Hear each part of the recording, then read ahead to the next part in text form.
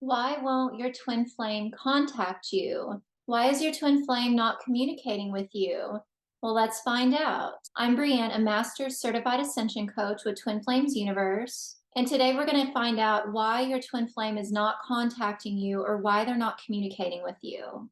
I understand that this can be an incredibly frustrating situation. I've also moved through this before myself and just feeling incredibly irritated and frustrated that my twin flame, I cannot get them to communicate or contact me or no lines of communication.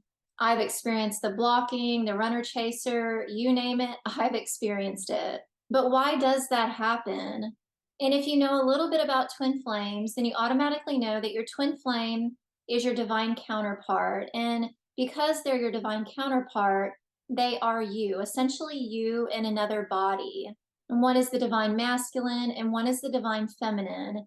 And because you are perfect counterparts, divine mirrors, that means that you both are going to mirror back to one another where there is separation in your consciousness, just as you're going to mirror back to one another where there's love in your consciousness. So when you're experiencing your twin flame blocking you, not contacting you, and basically refusing to connect and communicate with you, then they're simply showing you that somewhere inside your union, there is a block.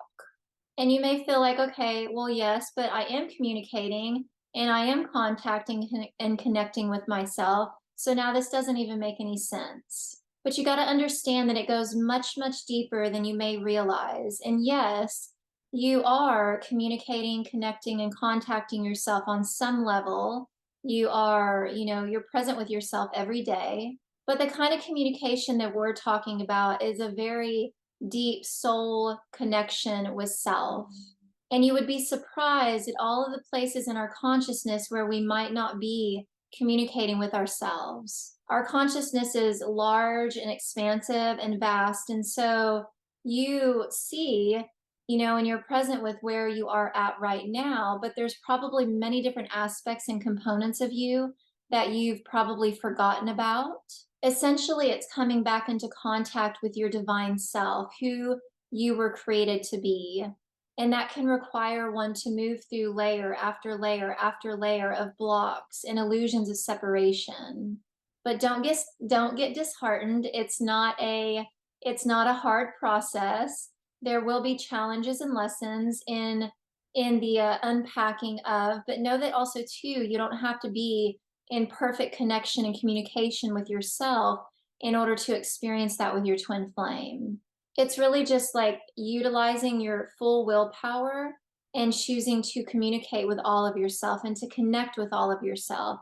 And when you simply make that choice to connect with all of yourself, you're also choosing to connect with, your twin flame because they are you. And I can give some examples on how you may not be communicating or connecting with yourself. So a very easy example and what happened, something that I healed through, was I used to put other people's needs and wants before my own.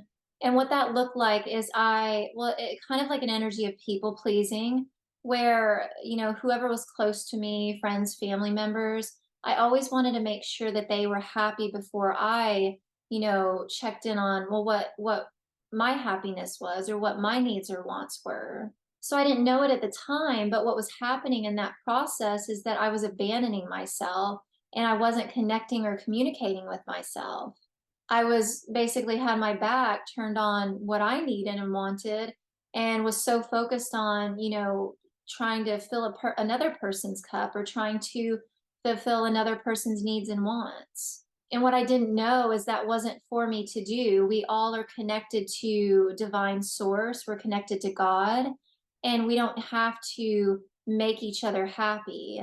But what does happen is that when we choose to prioritize our own needs and our own wants, actually everyone is happy in that process because there's no separation. We're all one. We're all one child of God. And so when we put our needs and our wants and our desires first, then you're loving your twin flame and you're loving your brothers and sisters. So that's just one simple example. And this is oftentimes a big one for everyone is people pleasing or putting other people before themselves. So if you resonate with that, you can stop doing that right now. Choose to put your needs and wants first. And it will feel uncomfortable at first. It will. But just allow yourself to move through the uncomfortable feelings and know that as you do that, it does get a lot easier to put your wants and your needs first. And you find that your reality will completely shift and change in a good way as you do that. And so in that example, that opens the door for your twin flame to communicate with you, because when you put yourself first, you're putting your union's energy first. You're putting your union first, and you're communicating to your twin flame energetically, hey, I'm all in. I'm all committed with myself here. And because they're you, well, what does that inevitably do for them? Well, they fully commit to you too. So if your twin flame is not contacting you and they're not communicating with you, relax into the inner healing work and allow yourself to dig deeper to see where there might be a block in your consciousness. And if you would like help with that, you feel free to reach out. You can apply the mirror exercise as taught by Jeff and Shalia with Twin Flames Universe. And it will show you where to pinpoint those places in your consciousness so that you can heal it for good. If you'd like Twin Flame support, just feel free to reach out and I'll get you started. So thank you for watching. We'll see you in the next video.